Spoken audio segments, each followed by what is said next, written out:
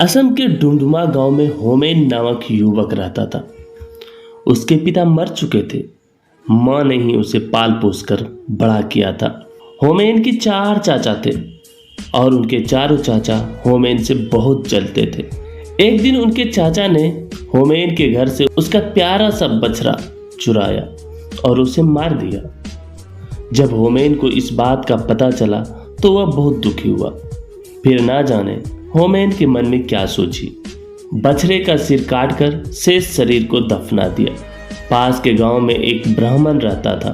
बछड़े का कटा सिर उसके आंगन में छिपाकर होमेन ने ब्राह्मण से कहा, आपके घर से तो गौमांस की बदबू आ रही है। ब्राह्मण गरज कर बोला, असंभव। यदि ऐसा है तो गाय का मांस ढूंढ कर दिखाओ। होमेन ने बछड़े का सिर उसके आगे लाकर रख दिया। ब्राह्मण के तो हाथों के तोते उड़ गए। उसने होमेन को बहुत सा धन दिया ताकि वह गांव वाले को उस बात के बारे में ना बताए। होमेन ने थैली भर धन लिया और अपने चाचाओं को दिखाकर बोला, पास के गांव वालों ने मुंह मांगे दामों पर मेरा गौ मांस खरीद लिया। वे लोग तो और भी मांग रहे थे।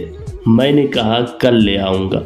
चाचा यह सुनकर बहुत खुश हुआ। उन सब ने भी अपनी अपनी गाय बछड़े मारे और उनका मांस पड़ोस वाले गांव में बेचने के लिए चल दिया। जैसे ही गांव पहुंचा और गांव वालों ने उन्हें गाय का मांस लिए देखा तो जमकर उसकी पिटाई कर दी। बौखलाए हुए चाचाओं ने होमेन के झोपड़ी में आग लगा दी। होमेन और उसकी मां बेघर हो गई। बेचारी मां के आंसू देखकर होमेन तिलमिला उठा। उसने राख इकट्ठी की और एक दूसरे गांव में जा पहुंचा।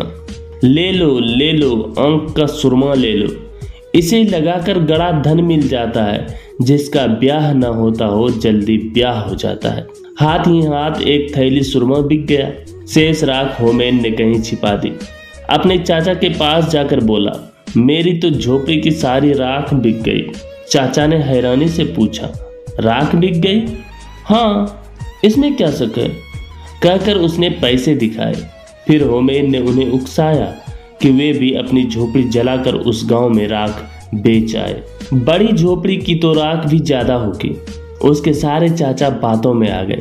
चारों ने अपने अपने घर फूंक दिए और राख ले जाने की तैयारी करने लगे। होमेन ने कहा, गांव वालों से कह देना कि हमें सुरमे वालों ने भेजा है। ज्यों ही चारों गांव में पहुंचे और सुरमे वाले का नाम लिया तो सारा गांव उनके पास पहुंच गया। देखते ही देखते बांस की लाठियां उन पर पड़ने लगी। बेचारे पीटते पीटते घर लौटे। चारों ने गुस्से के मारे होमेन को मारने की योजना बना ली। उन्होंने होमेन को नदी के किनारे रस्सी से बांधा और खुद भात खाने घर चले गए। उनके जाते ही वहां से एक सौदागर गुजरा। उसने होमेन से पूछा, क्यों भाई, तुम्हें यहाँ क्यों बंधा हुआ है? होमेन ने बात बनाई, जी, मेरे चाचा मेरी शादी एक खूबसूरत लड़की से कराना चाहते हैं। मेरे मना करने पर मुझे बांध दिया है। सौदागर बोला, मैं शादी कर लेता हूँ उस लड़की से। क्या ऐसा हो सकता है?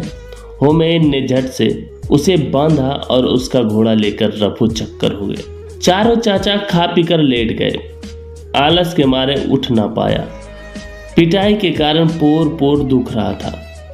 नौकर से बोले, जा तू होमेन को नदी में फेंका, हमसे तो उठा नहीं जाता। नौकर भी कम नहीं था। उसने अपने रिश्तेदार को यह काम सौंप दिया। रिश्तेदार ने सौदागर को ही होमेन समझकर नदी में फेंक दिया। बेचारा सौदागर चिल्लाता ही रह गया। नौकर ने चाचा को सूचना दी, जी काम हो गया। चारों मिलकर होमेन की मौत की खुशी मनाने लगे। होमेन ने पेड़ के पीछे छिपकर सब देखा और घोड़ा लेकर चाचा के पास जा पहुंचा। सबको प्रणाम कर बोला। नौकर ने गहरा धक्का नहीं दिया, इसलिए केवल घोड़ा मिला। यदि गहरा डूबता तो शायद गाय वो हाथी भी लाता। चारों चाचा फिर उसकी बातों में आ गए। होमेन को पुचकार कर पूछा, क्या सचमुच नदी में पशु मिल रहे हैं? होमेन ने कहा, हाँ, आप लोग भी ले आओ। चारों चाचा आलस छोड़कर नदी की तरफ लग गए। नौकर को भी साथ ले लिया। तट पर पहुंचकर नौकर को आदेश दिया, हम चारों को जोर से पानी में धकेल दो। नौकर ने आज्ञा का पालन किया। होमेन को सदा के लिए ईर्ष्यालु और दुष्ट चाचा से मुक्ति मिल गई। तो दोस्तों, ये असम की लोक कथा आपको कैसी लगी? हमें उम्मीद है कि ये कथा सुनने में आपको बहुत ही मज़ा आया होगा। और ऐसे ही मज़ेदार लोक कथा सुनने के लिए हमारे चैनल लोक कथा को सब्सक्राइब जरूर करें।